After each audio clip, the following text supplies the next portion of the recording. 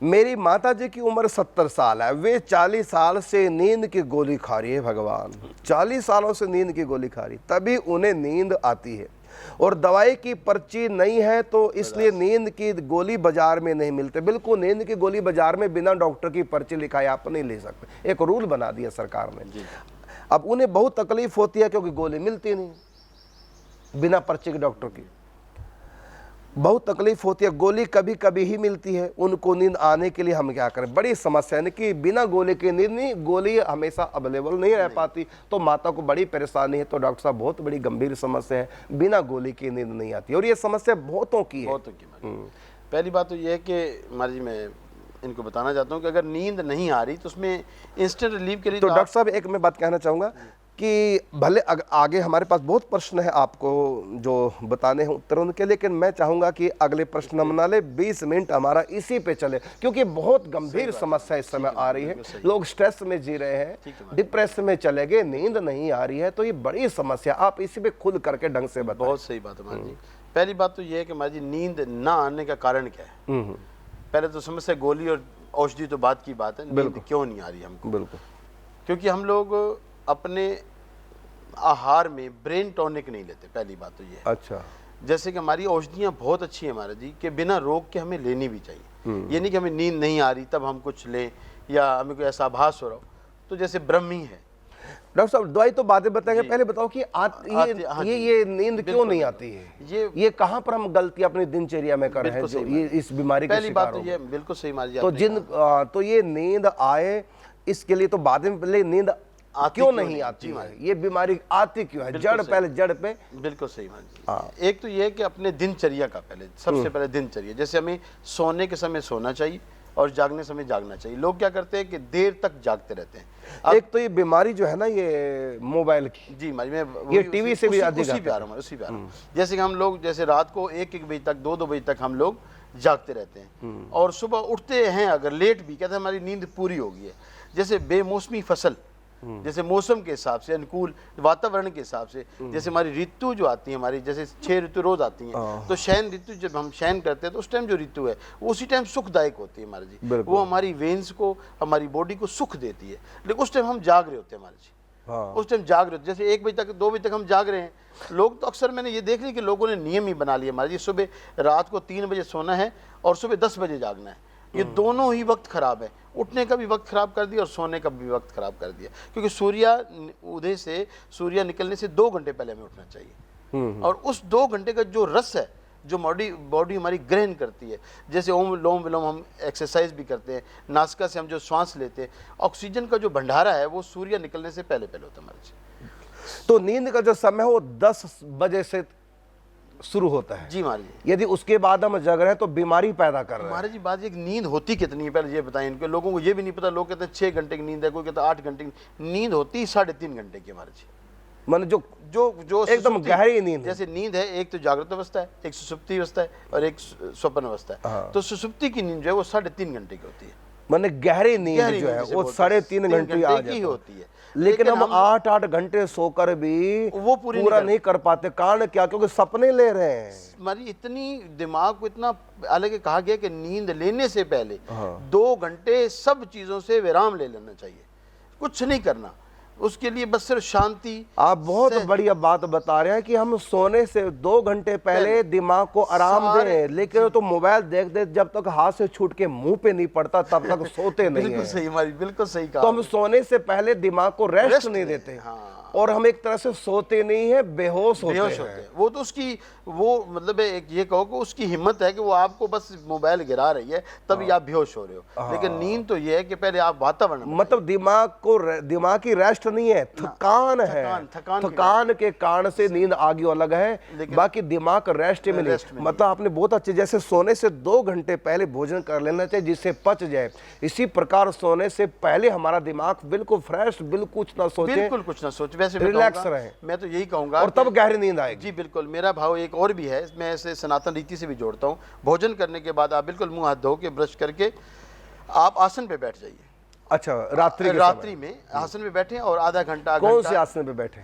पहली बात तो जो हमारा आलती पालती जो आम मार बैठते हैं, के स्वस्थ या आसन। खाना खाने के तुरंत बाद अगर बैठे तो वज्रासन पे भी बैठ सकते हैं। हाँ, थोड़ी देर जैसे उसको वज्रासन से पचाने बैठकर। के लिए, जैसे हमारा लीवर अच्छा वर्क करता है, खाना खाने के तुरंत बाद अगर बैठे तो वज्रासन पे, अगर थोड़ी देर बाद और लेट हो जाए तो फिर आलती पालती मार के, चौकड़ी मार के जैसे। तो उसमें क्या करें, इस माइंड को रिलैक्स दें, चाहे वो मेडिटेशन कह लो आप आजकल के दौर में, जो लोग गुरुओं से नहीं जुड़े या संतों से नहीं जुड़े तो उसको मेडिटेशन कहते हैं, तो मेडिटेशन कर सकते हैं। दिमाग खाली कर दिमाग दो। बिल्कुल खाली कर दो, किसी चीज़ का भी अंदर आभास ना हो, शांत पद में जाएं, अपने मन को बिल्कुल रिलैक्स कर दें। और जो ये नींद आएगी हमारी, ये नींद जब बंदा सोएगा पूरा पोषण मिलेगा ब्रेन को। बिल्कुल, आप देखो बड़ी सूक्ष्म बात है।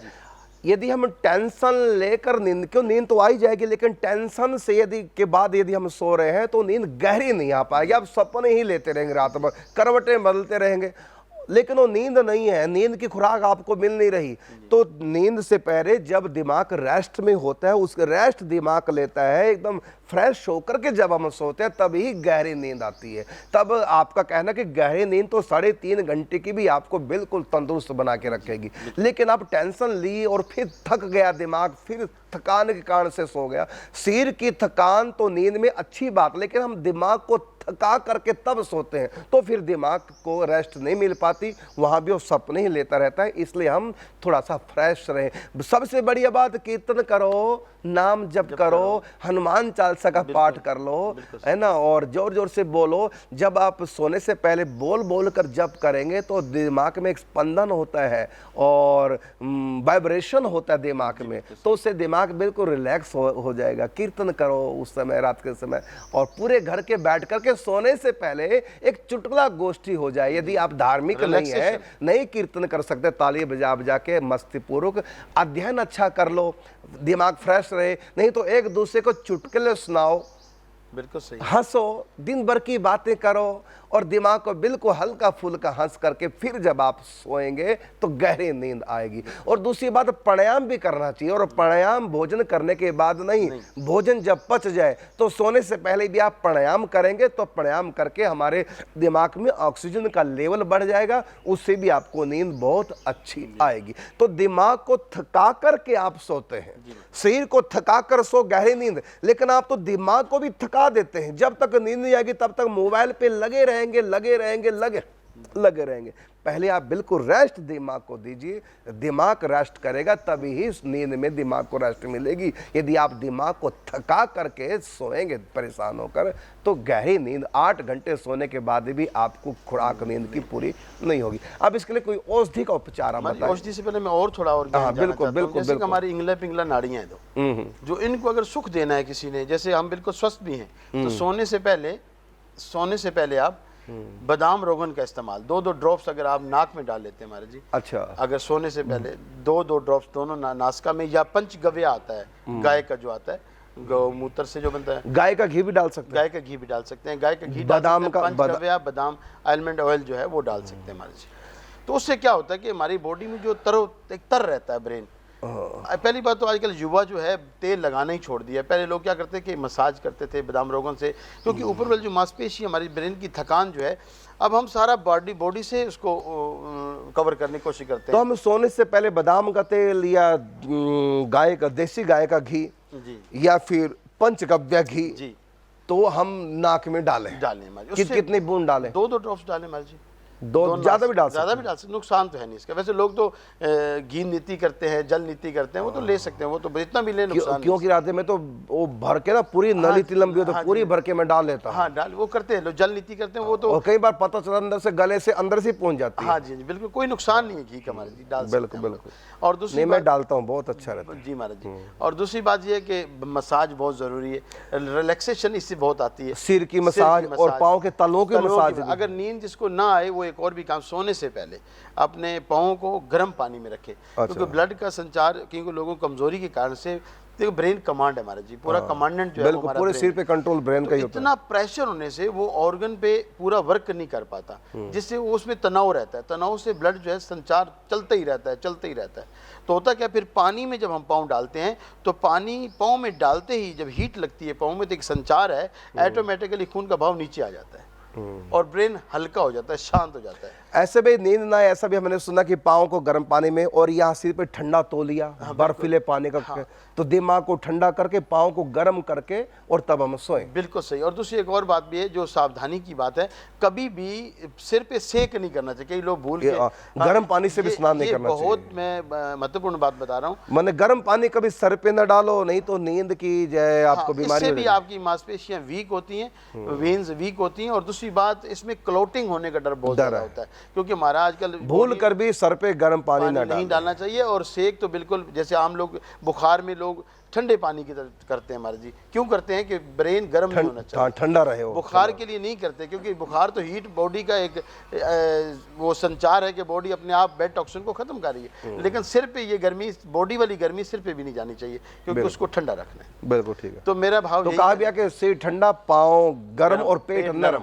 बिल्कुल सही है। रात को दूध पी के सो, बिल्कुल सही है। पेट नरम रहेगा जी महाराज। और पाँव गर्म और सिर ठंडा। जी बिल्कुल। यदि नींद न आए तो फिर पाँव गर्म करके सिर ठंडा करके तौलिया ठंडा रख के 2-4 बार बदल भी ले, ठंडा सिर हो जाए, वैसे भी पाँव अगर गर्म, तब नींद बढ़िया आ जाएगी। खीरा काट के भी आंखों पे लगा सकते हैं, जैसे एक औषधि गुण भी है। खीरा काट के, टमाटर काट के, जैसे कि ठंडा। ये हमारी जो आजकल नज़र भी हमारी वीक हो रही है, लोगों को ये नहीं पता कि नज़र कमज़ोर हुई है या नहीं हुई। चलो नींद पे आएंगे और विषय नहीं लेंगे, नींद का ही ले रहे हम। तो और हमारी नींद बढ़िया गहरी आए, और जो बेचैन है, जैसे दवाई के बिना नींद नहीं आती, इनकी दवाई कैसे छूटे? यही बात महाराज जी। अब इतने देखो, आप वो 10 साल से, वो 40 सालों से नींद की गोली खा रही हैं। तो मैं ये नहीं कहता कि नींद की गोली ना खाएं। वो नींद की गोली भले खा लेती हैं, लेकिन साथ साथ ब्रेन को बूस्ट करने वाली भी कोई ना कोई औषधि खाती रहती। अब कौन सी औषधि है? जी महाराज जी, अपने पहले तो मैं इनको अपने घर की बात बताता हूँ, जो सारे लोग इसको अपनाएं। ये नहीं कि नींद नहीं आ रही तब, इन जो औषधियों को मैं महाराज जी बता रहा हूँ, सबको लेनी चाहिए।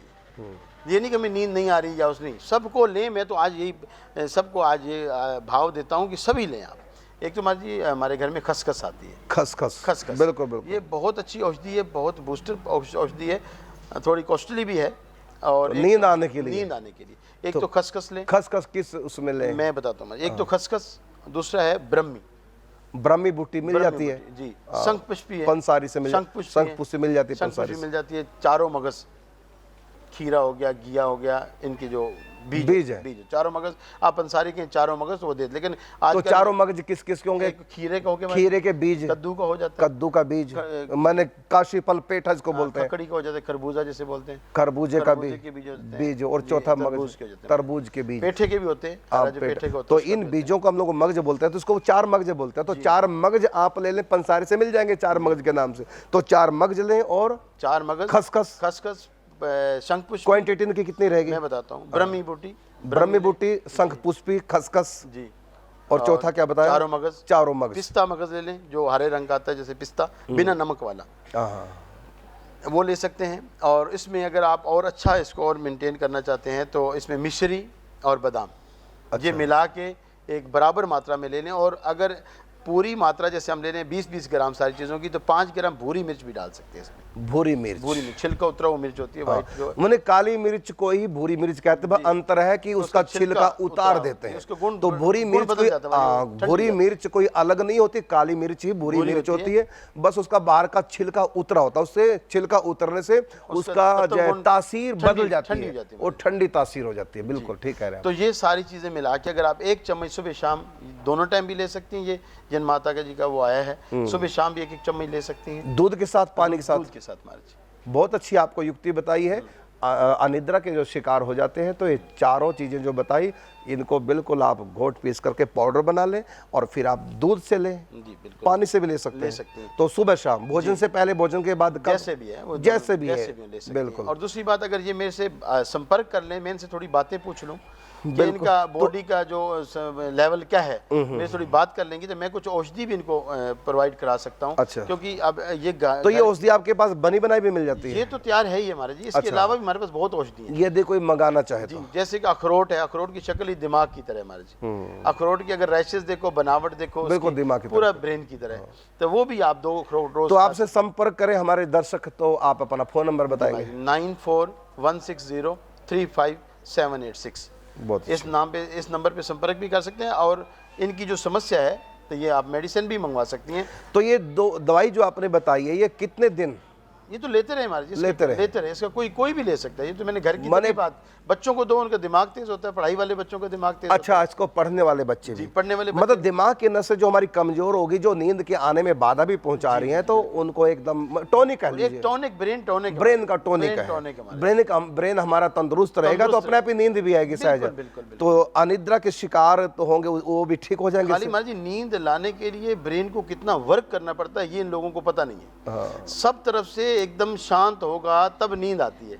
तो ब्रेन इतना वर्क करता है कि सारे टिश्यूज को, सारे संचार को रोकता है, तब आपका निंद्रा आती है। तो इसलिए दिमाग को बहुत बूस्ट करना पड़ता है। ये बूस्ट के लिए बहुत अच्छी औषधियाँ मैंने बताई, अगर ये लोग सारे करेंगे तो।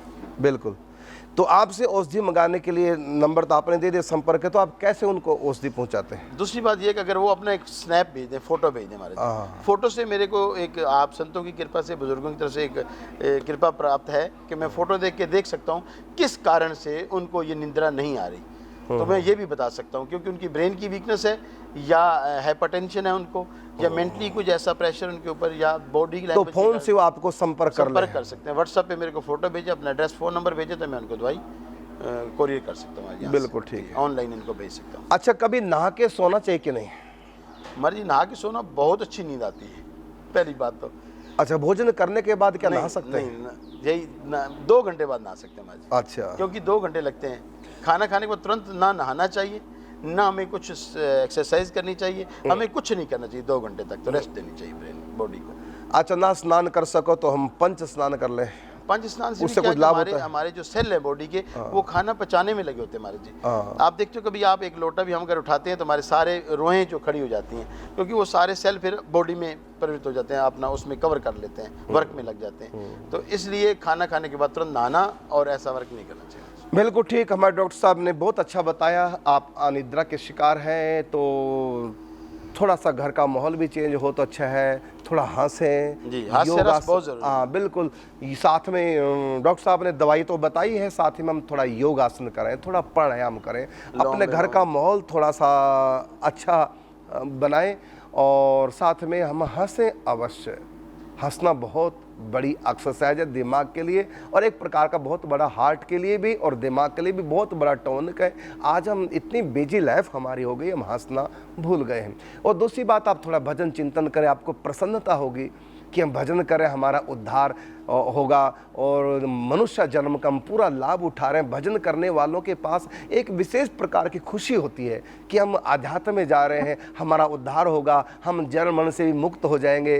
तो इस प्रकार आप आध्यात्मिक बनिए, धार्मिक बनिए, भजन पूजा पाठ चिंतन भी कीजिए, कीर्तन कीजिए, नाचे गाइए, एंजॉय कीजिए, आसपास मंदिर जाइए, प्रणाम कीजिए, 108 परिक्रमा कीजिए मंदिर के। यदि आपके पास अधिक समय तो एक्टिवेट मैंने अपने आप को जो है वो रखिए आप उसमें, ये नहीं कि आप आलस में पड़े रहो। तो थोड़ा सा सिर को भी हिलाइए जुलाइए, कुछ आसन कीजिए, प्राणायाम कीजिए, प्रसन्न रहिए, हंसिए, और अपने परिवार के साथ सबके साथ प्रेम का व्यवहार, अच्छा अपना घर का माहौल बने। बाकी रही बात, हम टेंशन में आ जाते, दुख है, परेशानी है, तो मनुष्य जीवन है, ये तो दुखों से सबका भरा होता है, लेकिन आप थोड़ा दिमाग उधर से हटाइए। कहा ना कि दुनिया में अगर आए हैं जीना ही पड़ेगा, जीवन है अगर जहर तो पीना ही पड़ेगा। ये हमारी संसार का रूल है। हाँ, तो कोई बात नहीं, अपने मन को थोड़ा सा शांत कीजिए, और आपको नींद बढ़िया है, इसके लिए भगवान से प्रार्थना करते हैं आप तंदुरुस्त रहिए।